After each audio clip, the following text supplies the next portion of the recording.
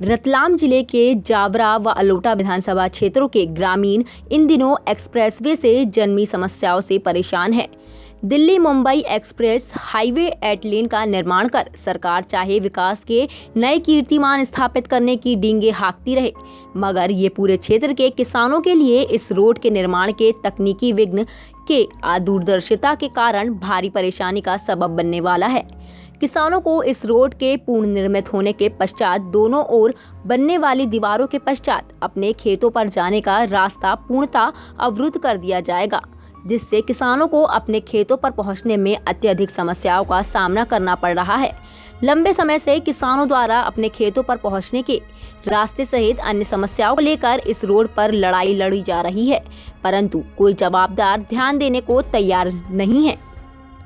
जिला पंचायत के पूर्व उपाध्यक्ष वीरेंद्र सिंह सोलंकी ने बताया कि अलोटा क्षेत्र के 5 गांव सहित जावरा विधानसभा के आसवाती, मरमया, शक्करखेड़ी, गोंदी शक्कर, गोंदी, धर्मसी, गोधड़ा, बिनौली, आलमपुर, ठीकरिया, लालखेड़ी, नयापुरा, बहादुरपुर, जागीर, आक्या, बेनी, बड़ाइला, 84, हसनपालिया सहित रोड के किनारे आने वाले गांव के प्रभावित किसानों के साथ आज से सभी गांव में पंचायत चौपाल कर किसानों की समस्याएं सुनेंगे, जिनमें प्रमुखता से एक्सप्रेसवे के दोनों ओर डामरीकरण, सड़क का निर्माण करवाना और मुआवजे से वंचित लोगों को मुआवजा दिलवाना आदि सम्मिलित है। 16 सितंबर को सड़क परिवहन मंत्री नितिन गडकरी के जावरा प्रवास दौरान का घेराव कर उक्त समस्याओं के समाधान हेतु ज्ञापन सौंपेंगे। यदि उक्त समस्याओं का समाधान नहीं होता तो किसानों के साथ 8 लेन पर ही अनिश्चितकालीन आंदोलन करेंगे।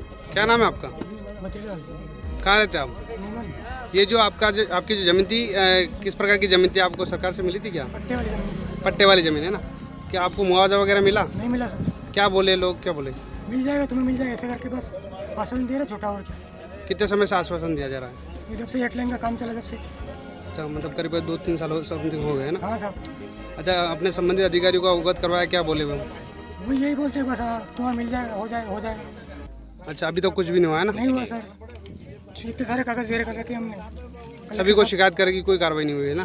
कभी नहीं हुई सर। अच्छा, आप जैसे कितने लोग हैं जिनको कुछ भी नहीं मिला? बहुत सारे लोग हैं साहब। अभी तक किसी को कुछ भी नहीं मिला है ना? नहीं मिला सर, कोई मुआवजा वगैरह कुछ नहीं मिला।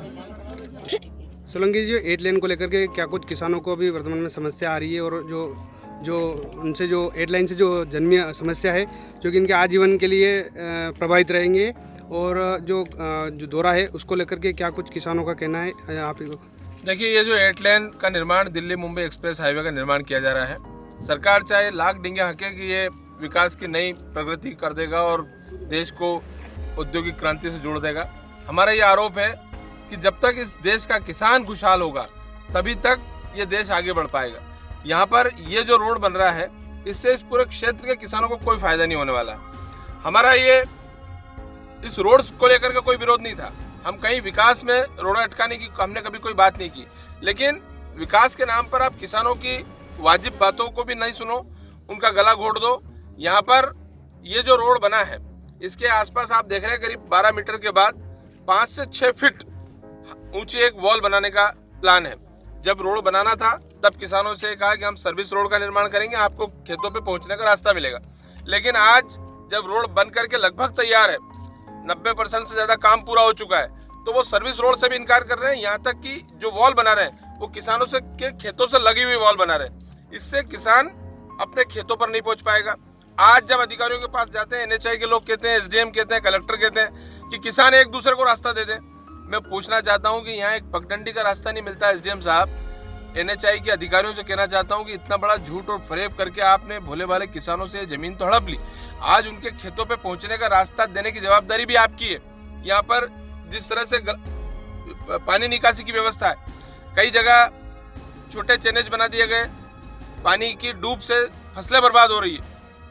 मैं पूछना चाहता हूँ कि ये जो फसलें बर्बाद हुई, इस सोयाबीन का मुआवजा कौन देगा? इस तरह से जो फसलें बर्बाद हुई उसके लिए कौन जवाबदार है? ये जो लाल फीताशाही है, लापरवाही है, इसके खिलाफ हम लोग सड़कों पे उतारे। हम पूरे क्षेत्र में गांव-गांव में चौपाल कर रहे हैं। अगर इन समस्याओं का समाधान 16 तारीख से पहले नहीं हुआ तो भूतल परिवहन मंत्री नरेंद्र गडकरी जी बुतेड़ा में नहीं उतर पाएंगे। इन सब गांव के लोगों के साथ काले झंडे देखने के लिए, वो प्रबल विरोध करने के लिए, प्रबल विरोध सहने के लिए वो तैयार हो तो यहाँ पर आए, अन्यथा ना आए। टाइम 8 मध्य प्रदेश के लिए रतलाम से बैरंगी वैष्णव की रिपोर्ट।